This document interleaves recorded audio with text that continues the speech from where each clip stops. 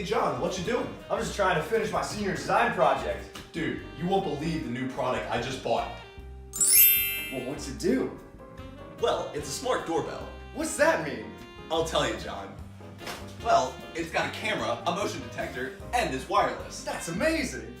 It's easy to install. It'll alert you if someone's outside your door and send a picture of their face. So it'll bring us security and peace of mind? Absolutely. Hey, Alex. Yeah, what's up? I was just thinking about that smart doorbell that you bought earlier. Yeah, you mean the one from KFM Industries? No, that one, yeah. Oh, okay.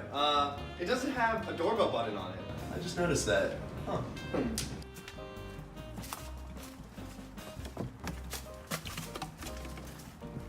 Dude, apparently it took the developers like a few months to create it. Huh. Well, it's about the journey, not the destination.